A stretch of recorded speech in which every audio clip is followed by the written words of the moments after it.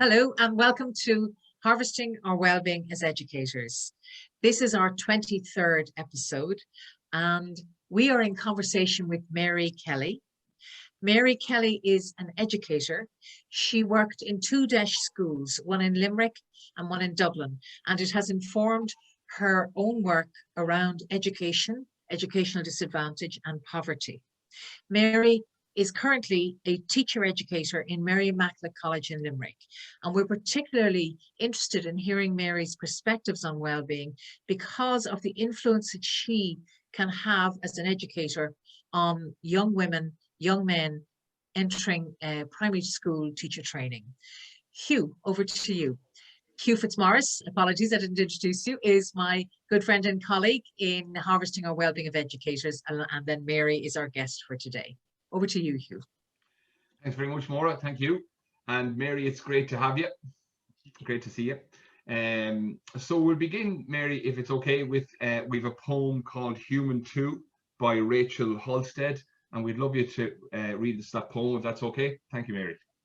Of course, thank you. Human 2. Ditch the mechanical illusion, the digital vision. We humans cannot go faster than our hearts allow, than the bellows of our lungs will pump. Take this as a comfort that so many expectations are unreal, unattainable, laughable even. We are human, and our power is in being ourselves, in nurturing our hearts, in nourishing our bodies and minds. And if speed is required, it comes from clear minds, strong bodies, and open hearts, not from ticking clocks or endless machines. Be fierce in your humanity. Be devoted to this life. Be light on this earth.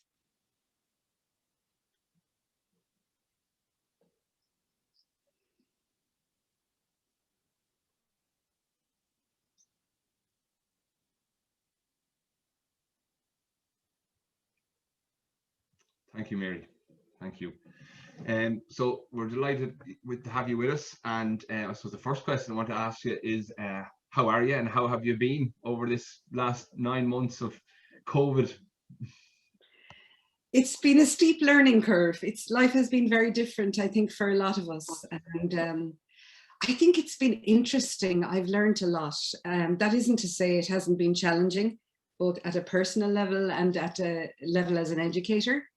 But in some senses, I see a kind of an opportunity in the world stopping the way it was spinning, because it's a chance to kind of have another look at the assumptions we take for granted at how it ought to be, both in personal life and in professional life.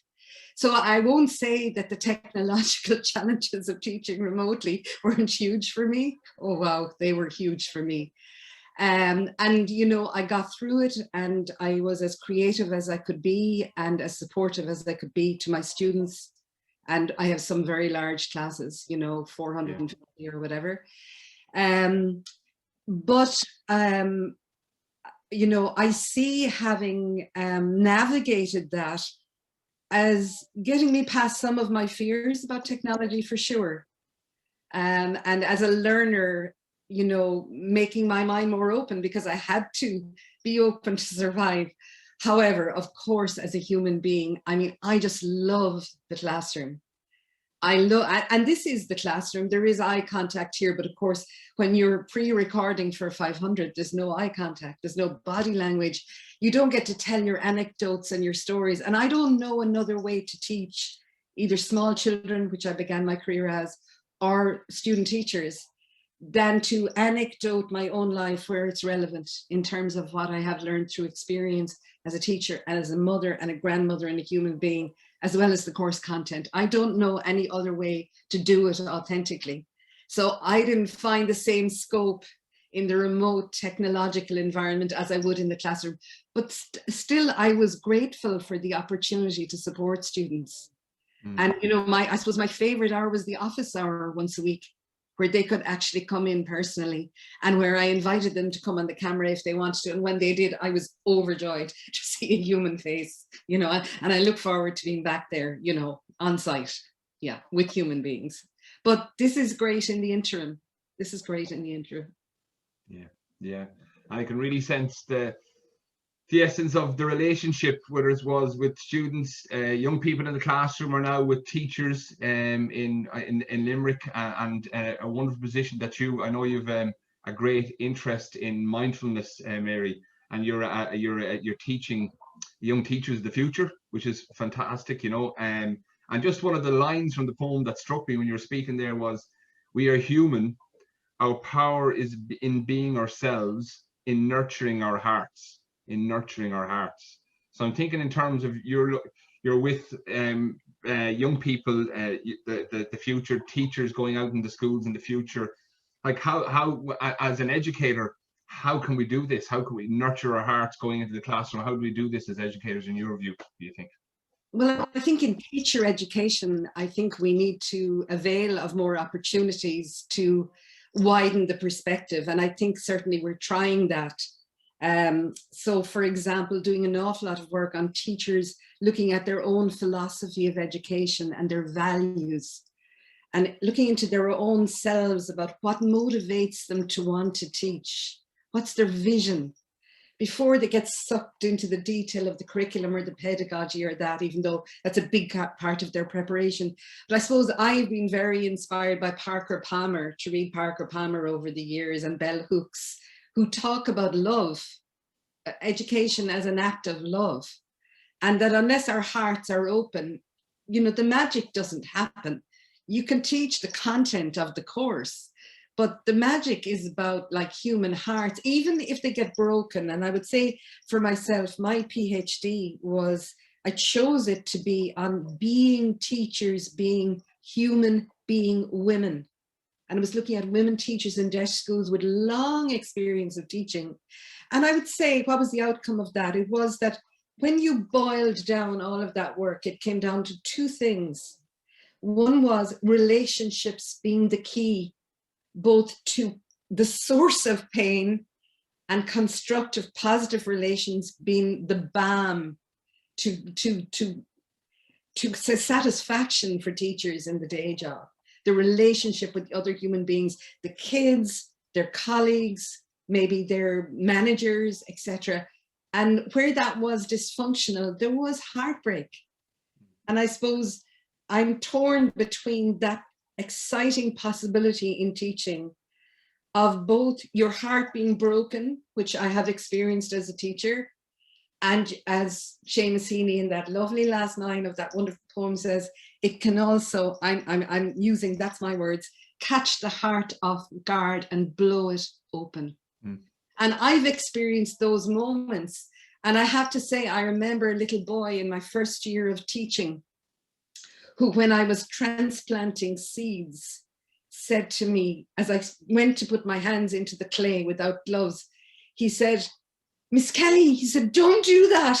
He said, "I bag spuds for me father, you'll ruin your hands." And like that moment, the child expressing love for a teacher, protecting you from something that you didn't realize you were going to harm yourself from. And just the beauty of that is available always. But I think in teaching, I certainly went to that PhD topic out of a question that arose in my own life as a teacher, that I had experienced environments in teaching where hearts were absent, were walled up, and the potential for creativity was closed down by that. And I couldn't understand how people were managing to survive it, because I thought, do they not feel like me? And there was no space for reflection. And in some ways, I created the PhD to create a space for a conversation where teachers could speak about, this is how it is, Mary. Messy, painful, joyful, extraordinary, heartbreaking, heartrending. And so I'm kind of interested in a very sort of deep delve conversation about teaching, but I'm really clear, I am not into blaming the system for what I'm not capable of. I think there are huge institutional problems about the system we have, highly centralized, I think robs creativity and autonomy in individual schools. But I do think there's two things I feel really clear about. One is any change I want to see begins and ends with me. The work that has to be done is on myself. I have to be a good role model as a teacher to my student teachers. That's the only thing that has any meaning for them. And the other thing is, I think that in terms of leaders in education, we don't look after the leaders in education very well. And they come into principalships and senior roles, and they don't necessarily know about mindful leadership. And therefore, they themselves don't, I think, my observation, at least of some of them, is they don't have, it's not the professional resources, but the personal resources. And this is why I suppose for me, mindfulness provides me with an opportunity to look in the mirror at myself and look not only at the traits that I'd like to develop in myself, but at the ones that I don't like so much, that of course are there in me as a human being and as a teacher. I'm not suggesting somebody else is the problem, but I am suggesting if we're going to be real with teenagers or adult students or children, we can't pretend that as teachers we know everything, or maybe that we know nothing in particular except that we can guide people through a process of exploring. I think this idea of the right answer, and you know, I did philosophy in my undergraduate degree, and I have to say I have a real battle with Descartes, because that cogito ergo sum, I think that therefore I am, I think is kind of a killer, because it suggests that the rational thought is a definitive answer about everything. And that once you have that basket of knowledge, will stamp you and there you go. And it's such a minimalist view of what it is to be educated and to be capable of thinking, rather than to know something, to be capable of investigating and to let go of, you know, presumptions. I say to my student teachers, I talk to them about how many years in a disadvantaged community it took me to get past the fact that my own middle class background was a roadblock. So I invite them to examine their own baggage in terms especially of privilege, in order to be able to go out there and give service to those children, each of whom deserves that, you know, the best self teacher turns up for them, whatever it is that they need in that teacher. But I think, you know, I have had to get out of my own way a lot. And I suppose I'm excited by continually being a learner, of being on the journey of continuing to investigate that. I'm not saying I'm there, because there's so many, if we live in, as we do, in a racist, sexist, homophobic, sectarian society, and I'm a sociologist, then it can't but be that those hatreds and those privileging and underprivileging are in our school system. And I love Freire, who says, like, you're either part of the process as a teacher of banking education, or you're part of the solution. There's no neutral position. Yeah, yeah. You know? And Mary, just, yeah, you said so much there in that alone, but you said a few moments ago that you've been in places where hearts were absent, and you've been in places where the heart was blown wide open, as Seamus Heaney said, right? And you talked about mindful leadership and our assumptions when we go into a classroom that everybody's thinking like us, which is very powerful, I think, to be honest with you, when you said it there. So how do we cultivate this, I suppose, a sense of mindful leadership in our classrooms, a sense of mindful leadership in our colleges as teachers, and obviously as, you know, principals and lecturers and stuff like that? How do we cultivate this sense of relationship with one another, that mindful relationship and that sense of love, but ultimately what you said there, that sense of love of what we do, you know? Well, I think it begins with respect. I think the core thing for me about equality is respect as the baseline. And respect for children, respect for teenagers, respect for colleagues, etc. Because I think you cannot, if you like, undermine or abuse power if you think the other person is equal and as worthy as you are. And a friend of mine, rather than an academic source, had a beautiful mother whom I loved dearly as well. And her mother used to say to each of her 4 children, You are better than no one, and no one is better than you. I think that's a wonderful vision as a teacher, both to feel as myself that, you know, that none of my colleagues are better than me, but that I'm not better than any of my colleagues, or that any child or student teacher who comes to me, you know, that they just need supporting, you know, that I'm not just interested in those who are brilliant students who look like potentially brilliant teachers. I'm actually interested in those who may have a lot to learn, but in opening their minds to the possibility, to the adventure of learning and what might be discovered along the way about themselves in particular.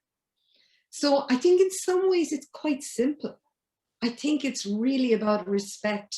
And I think the only way you can, you know, talk about respect to student teachers or 3 or 4-year-olds in preschool or early primary school is to show respect.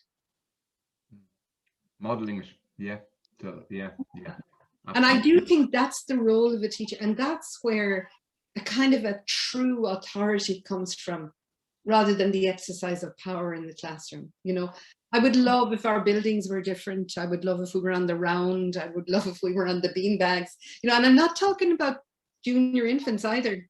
I'm talking about ways of doing it, like the structures in which we do it are so set in that old model of how you do pedagogy. Teacher expert at the top of the class, and me lecturer, worse, at the top of the class with the microphone. And a listening audience, God help them who've to put up with that for 45 minutes. Like, it's so passive. I think there are possibilities for doing it in other ways. And I really don't think technology is a solution for that. Technology is just a tool. I think some people in education mistake technology as a substitute for pedagogy, where it's just a tool like a pencil. Yeah. Depends how you utilize it. Mary, I'm really struck by all of what you said. You talked about Descartes and his model not fit for purpose. You talk about Parker Palmer and his courage to teach. You talk about Paulo Freire and the pedagogy of love. So what really strikes me is you're talking about a radical act of loving, which education is. And in that radical act, I know when I feel I want to be radical, more radical, I want to protest, I have to challenge the systems. And I know you're right, it starts with me.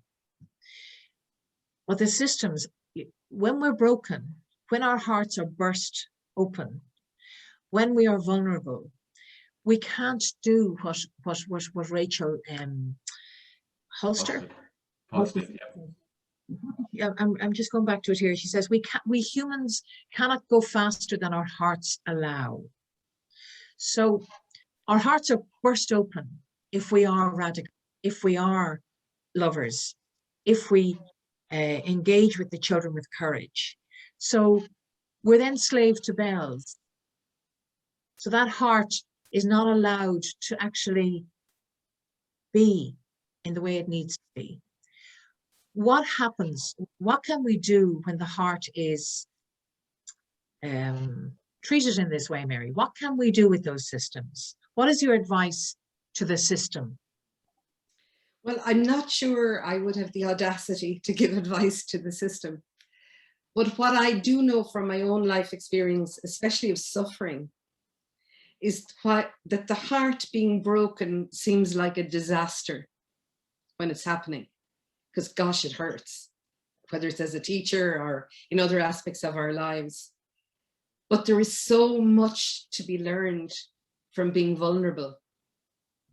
And unless we as teachers are willing to be vulnerable, we're not turning up as human beings in schools. Therefore, schools become inhumane places to be, and we are trying to exist rather than thrive.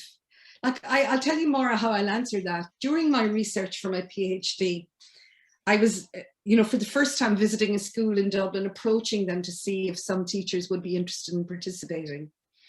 And of course I went, left Limerick where I live early in the morning and, had my jacket on and looked kind of professional and had my briefcase and whatever. And I was a bit nervous, and I had done my homework and felt I knew what I was going to say. So I went into an anteroom outside the principal's office waiting, and I was on a bench like a nervous child, waiting to meet them.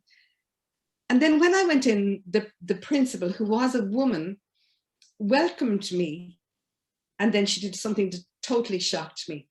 She came out from behind the desk, never having met me before, and she gave me a hug. Now, my jaw dropped. I totally wasn't expecting it. But I can tell you that my whole relationship with that school and the teachers who did work with me, 2 of them, bless them, and the children, I could feel that ethos, that authenticity, that love in every encounter I observed. Even when I was passing in the corridor and the kids didn't know me, the 6-year-olds would say, "Hiya, what are you doing here?" And like the fact that it was an atmosphere where they felt they were welcoming me to their place, not their teacher. And that also they were curious to know what I was doing here. And then I also felt obliged to tell them. Like I can't say what makes that happen, but I can say that woman's open heart disarmed me. And what was going on there, and I was in the staff room for lunch with maybe 50 young staff, all 20 years younger than me, certainly. And, you know, you could feel exhaustion, you could feel the workload that all teachers feel, but there was something else very wholesome going on there. And there's a lovely guy in England, a principal, John Tomsett, and he's written a book, what's it called? Is it Love Over Fear is part of the strapline. And he talks about that, about, you know, the need to be competent, have good pedagogy, know your subject area. The purpose is for children to learn. So you need to be checking, did they learn that, or am I just dreaming that they learned that? What's the outcome?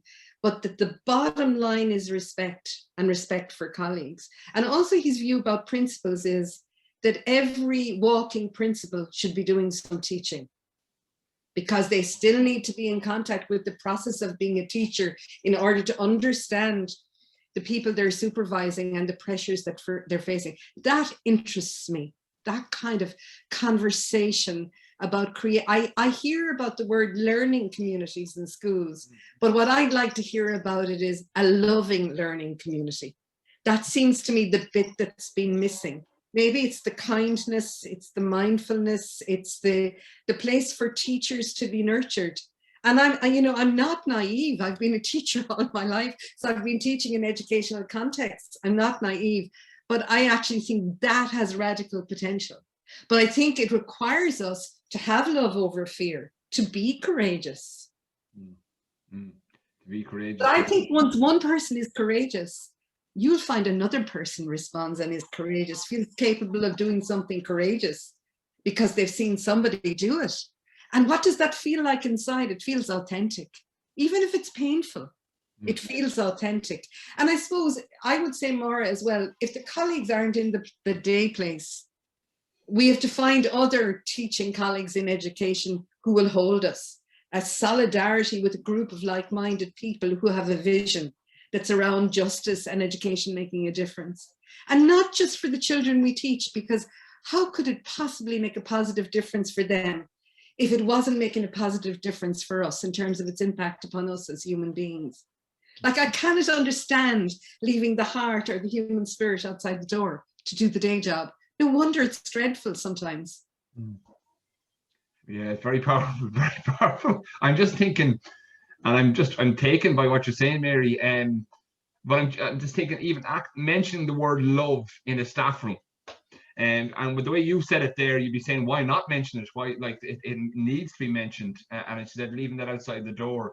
You're right, but mentioning the word love in some staff rooms, I'm just thinking my own staff room, that vulnerability of saying that, and are we loving going into our classrooms, and as a staff, how are we connecting?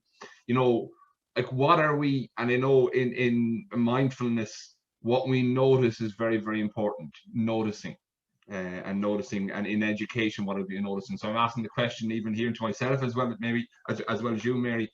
What are we noticing in education, and maybe where should our notice be? Otherwise, where should we be putting the focus on? Like, what are we putting the focus on currently, maybe? And then if we're taking a radical act of bringing the heart more into education, what do we need to be noticing more of?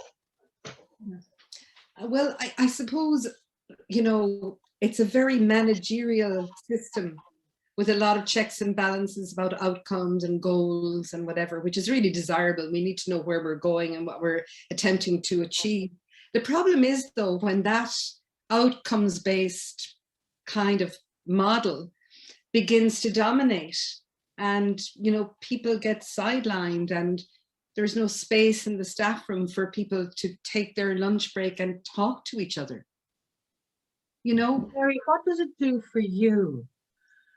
What, not in your head, in your heart, what does it do for you when your heart is broken and you are facing your educators? You have a job to do. You're on your own, it's just you, and in the case of the lectures you have, you set up to 500 children. I think part of the reason I want to ask this question is I think part of the problem that Hugh is identifying is that people are afraid of the word heart and love and vulnerability. And Hugh talks about confronting our vulnerability. What do you do when your heart is vulnerable? There's a brokenness, as is the human condition, there's suffering, and you're facing your young people authentically. Well, I think what I do is I teach my material, but I talk about the heartbreak that can arise in teaching. I talk about their future, not as if it's going to be simple, that schools are places with hierarchies of power, where young teachers are often silenced and it takes years for their voice to be heard. But I talk about it by talking about my past experience of that and what that felt like, and the need to find a voice as a teacher, to be yourself, because if you're not yourself, you won't survive it. Because teaching, I think, despite the fact that I wanted to be a teacher from the time I was about 7, and I love being a teacher. I'm so excited to be a teacher, but that doesn't mean it isn't really demanding on the well of the self. And that therefore they need places to draw on the well of the self. But I talk about how I do that myself in terms of the need to be fit, to eat well, to get sleep, to manage the workload. And anecdotally, I suppose, I share parts of the story of my own life in order to illustrate the challenges of it, the exhaustion of it, but also the sort of incredible joy of it and the privilege of it. And I mean, I really do think it's a huge responsibility to teach. And I'm also very in favor of change. And, there's no question that if I'm not interested tomorrow, if I'm teaching, in doing it differently or improving how I am, then I'm regressing. Yeah. There's no such thing as a toolkit that's ready, that because you've been teaching for 40 years, that you necessarily will get it right when you go into the next bunch of human beings. So it is about turning up in all that messiness. I have cried every time my 4th years have had the last day, and I was heartbroken last week to do it online, to say goodbye to them online without being in the room. I did that when I was teaching 4-year-olds. If I didn't do that, and it is real, I'd be very worried about myself, because I feel it's a loss for me that they move on. I'm thrilled for them that they're leaving the particular nest, and they're coming out as professionals. But I also miss them because I'm vested in what happens to them, and I kind of say to them at the end, and, I don't know if it's appropriate to say this, but I say, I hope you have your best life as a teacher, but I also hope you make a difference, because I'm so aware of the inequality that's out there for children. And, our job is to be of service to children, to make the experience of school the safest, the kindest, the most supported journey it can be for children, especially those children who are vulnerable. And Mary, I'm just thinking, sorry, when you're sending out these young people with this enthusiasm you have in your own teaching, vast teaching experience, how can we create and cultivate a sense of reflection like this, the richness of listening to yourself in this conversation? How do we cultivate this in our schools, a sense of place just to reflect and hear one another and deeply listen to one another? I think it would be very, very useful, you know, if there was some commitment to training for teachers in terms of mindful pedagogical practice. Now, I think that begins with personal practice, because it begins with the self. Like, I have met teachers who said to me, Mary, just give us a few tricks there for going in around classroom management with that mindfulness stuff. That's not what I have in mind. So I think the first thing is the welfare of the teachers, about some kind of creating a quiet space for teachers, maybe once a week. I know it's a busy agenda, but why wouldn't it be the most important thing for teachers to have maybe a half an hour of some kind of quiet space and self-reflection and pausing? Because until we get quiet, until we stop being on autopilot, we can't even focus upon what's occurring. We can't see it clearly, because we are all the time in reaction mode. We never have an opportunity to respond. I think that would be massive. And I see that as an absolute prerequisite to doing any work with children in relation to mindfulness, because it's not like a toolkit like New Runners that you can take up and utilize. I would hate to see mindfulness abused in that way. It's very much about looking into the self, and it's not about the rejection of what's arising, if that is pain or hurt, or if that is joy, or if it's something neutral. It's about actually accepting in ourselves what is arising and not being harsh on ourselves. So imagine if all teachers developed that capacity, and they could hand that on to children, of not being so hard on themselves, so judgmental of themselves. I mean, really, you know, if we're going to live our best lives, it's not even a question about the limits of education. It's about the potential for all of our lives of having the best shot at it we can have. You know, the joys and the sorrows, having the resilience to deal with the sorrows by having done the internal work. And I think teachers need to be supported to do that. I also do think that educational planners, teaching councils, other organizations have a responsibility to do that. Yeah. And just what you're saying is so powerful. That, so in the poem it says, be fierce in your humanity, be fierce in your humanity. And you're saying we need to go into our schools in all our humanity, in all the colors that is, in all the different emotions. And now people will say, well, I need to protect myself, I need to guard myself, you know, my personal life, my professional life. What would you say to that? I don't think they're two different things.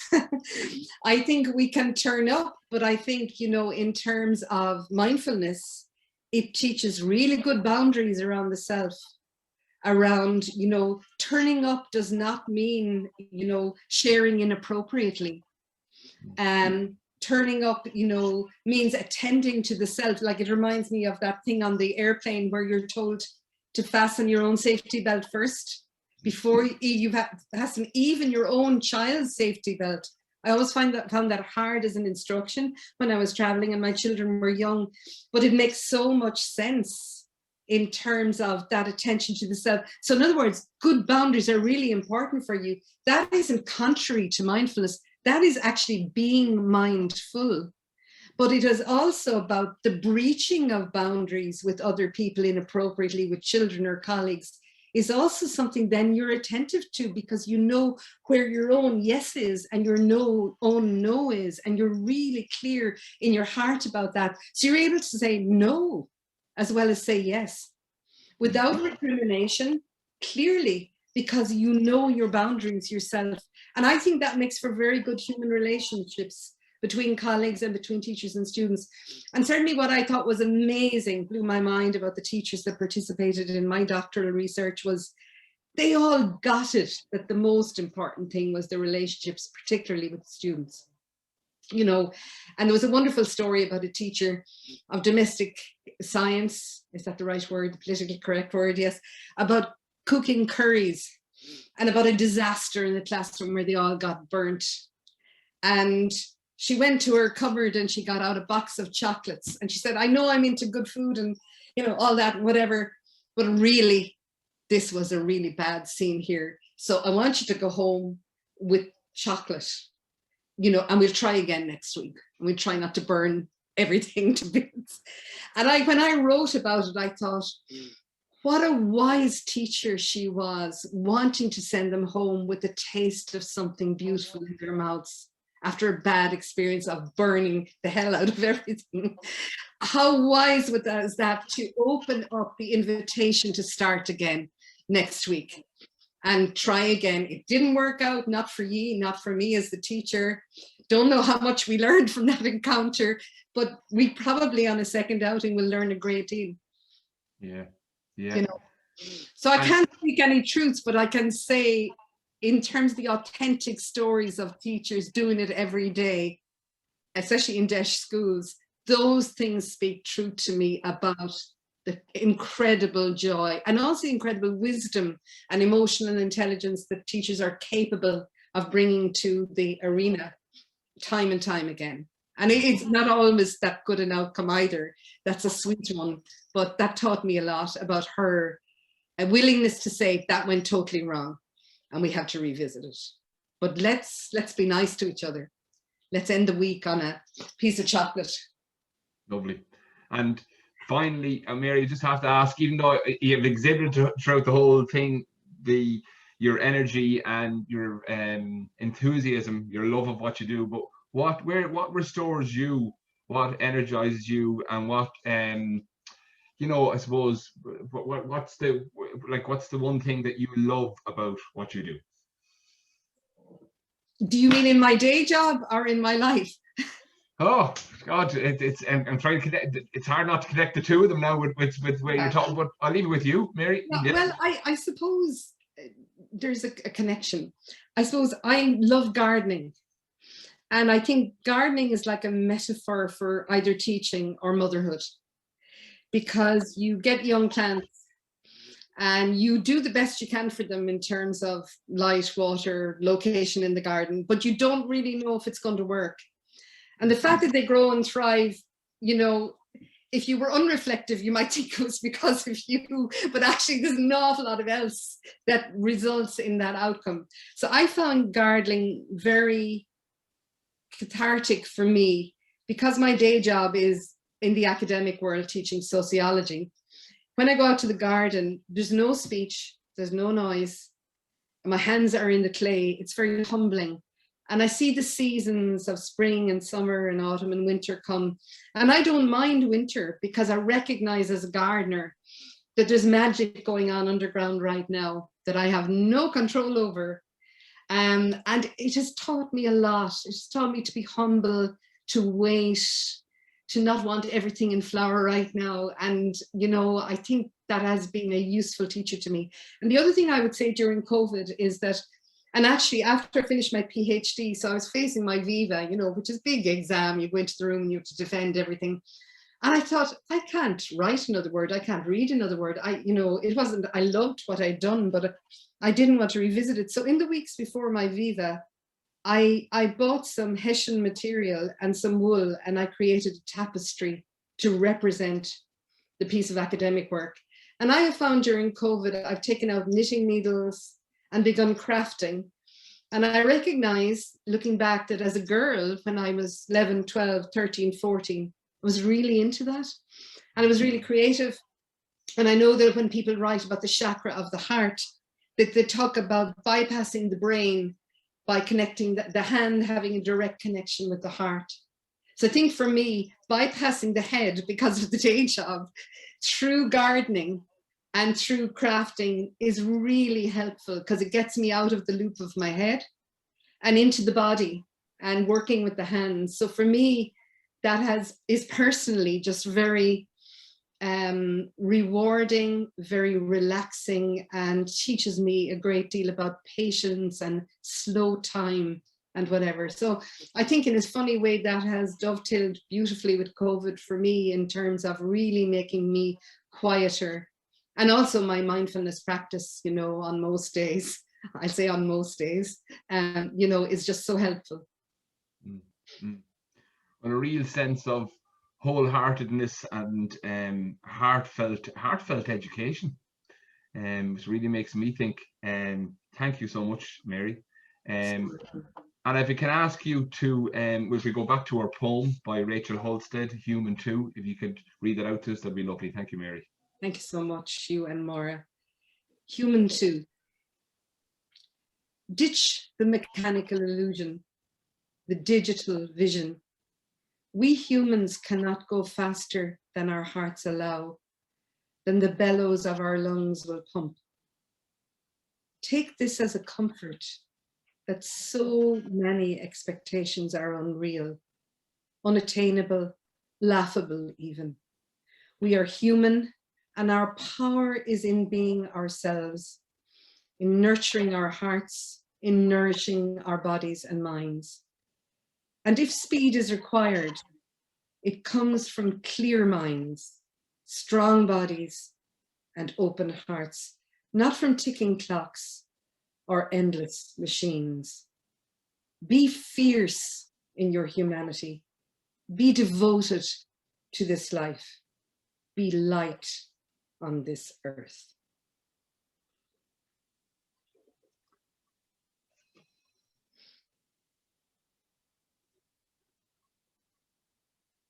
Thank you, Mary. It was really beautiful, and you've given us a great gift and a lot to think about. It's been a real pleasure, and thank you for listening. Thank you, Maura, and thank you, Hugh. It's been lovely to join you. Thank you, Mary. Thank you. And thanks for listening.